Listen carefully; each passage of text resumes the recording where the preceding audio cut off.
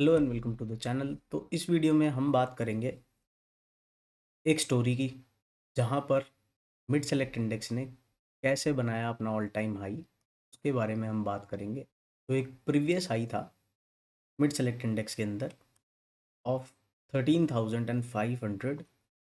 उस all time high को break करके किस तरीके से मिड सेलेक्ट इंडेक्स ने ऑलमोस्ट 4.5% का मोमेंटम अपसाइड में किया।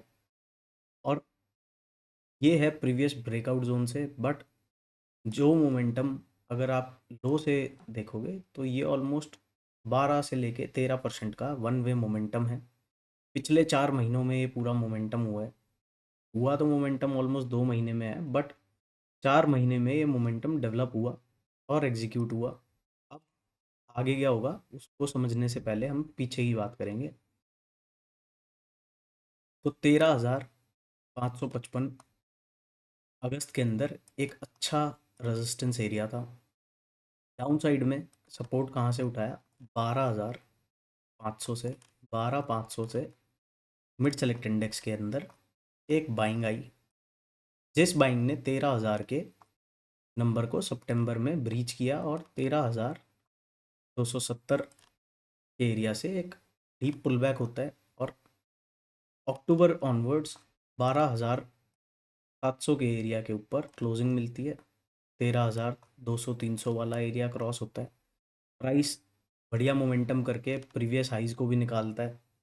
जो 13,500 के प्रीवियस हाइज थे उनको निकालता है, बढ़िया पुल बैक लेता है, लिक्विडिटी उठाता है। 13,200 का जो एरिया था जिसने पिछली बार एज अ रेजिस्टेंस प्रूव किया था, इस बारी प्राइस उसको एज अ सपोर्ट ट्रीट करता है और वहाँ से फिर फ्रेश हाइज की टेरिटरी में जाता है। एक नया हाई बनाता है फुल इम्पैक्ट से। 14,125 का जो सप्लाई जोन था और 14,175 का जो एरिया था और 14,175, ये दोनों एरियाज हम डिस्कस कर रहे हैं पिछले कुछ हफ्तों से चैनल पे एज अ रेजिस्टेंस एरिया। इस एरिया के आसपास से एक सप्लाई दिखाता है और प्राइस आज के दिन एक double top kind of pattern पे खड़ा हुआ है।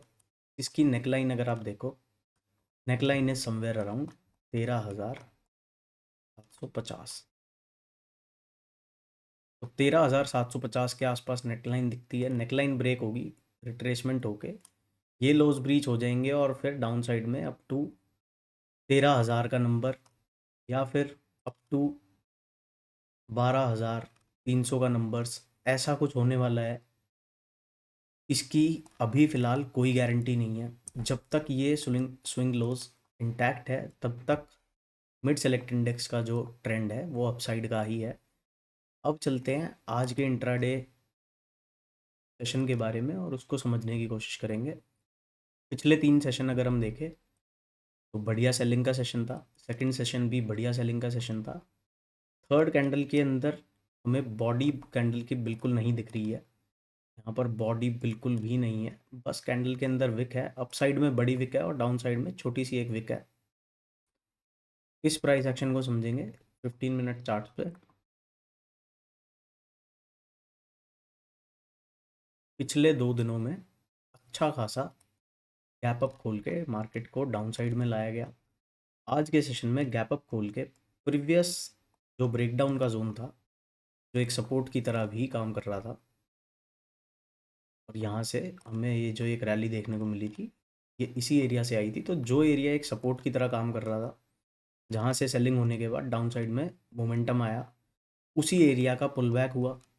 रेजिस्टेंस के आसपास से प्राइस ने आके रिवर्सल दिखाया और क्लोजिंग जो मिली है वो 13,900 के नीचे ही मिली है, जिस नंबर को हम काफ़ी दिनों से चैनल पे डिस्कस कर रहे हैं।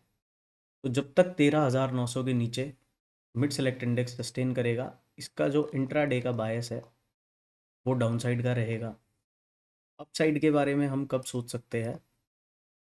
जब एटलीस्ट 14,017 का जो ये पिवट एरिया है ये रिकैप्चर हो जाए और ऑन 15 मिनट्स और 1 आवर टाइम फ्रेम पे एटलीस्ट, हाँ वही सेम एरिया आएगा। 14,000 का था 15 मिनट्स पे और 13,960 का है ऑन 1 आवर टाइम फ्रेम। इन एरियाज़ के ऊपर जब हमें कोई पॉजिटिव क्लोजिंग मिलती है अपसाइड की, तभी अब हम अपसाइड के बारे में बात करेंगे।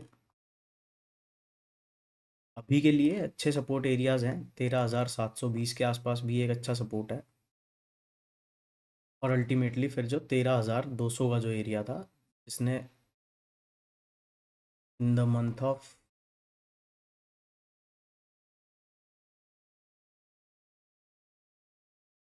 सितंबर एज अ रेजिस्टेंस काम किया था, और पिछले महीने एज अ सपोर्ट काम किया था। ये एरियाज अगर लूज होते हैं तो 13,750 के बाद 13,400 के आसपास एक सपोर्ट एरिया है, और अल्टीमेटली फिर 13,000 will be the test of the time, क्योंकि इस एरिया के नीचे अगर निकलेगा तो काफ़ी डीप करेक्शन के लिए जा सकता है मिड सेलेक्ट। अभी के लिए बहुत ज़्यादा बुलिश या बेरिश होने की ज़रूरत नहीं है, जब तक प्राइस डेली टाइम फ्रेम पे 787 के नीचे नहीं आ जाता है तब तक बहुत मेजर सेलिंग नहीं आएगी। बट अगर उन एरियाज़ के नीचे आएगा तो सेलिंग इज़ ऑलवेज इम्पल्सिव। तो आपको पता है कि सेलिंग जब आनी होती है तो एक कैंडल दो कैंडल का पॉज लेने के बाद काफ़ी अच्छा मोमेंटम आता है। जैसे यहाँ पर आप देखोगे, अगर एक कैंडल आई, एक पॉज कैंडल का जैसे ही लो ब्रेक हुआ, ऑलमोस्ट 3 दिन का डायरेक्शनल मोमेंटम आ गया। तो आज के सेशन में भी एक पॉज कैंडल है, तो अब कल हमें देखना ये है, इसको आप एज एन इनसाइड कैंडल का सेटअप भी ट्रेड कर सकते हो। यहाँ पर प्रीवियस कैंडल का हाईएस्ट पॉइंट को मार्क करो, लोवेस्ट को मार्क करो, और जिस भी डायरेक्शन में एक डिसाइसिव क्लोजिंग मिलती है उस डायरेक्शन में ट्रेड्स को प्लान करो।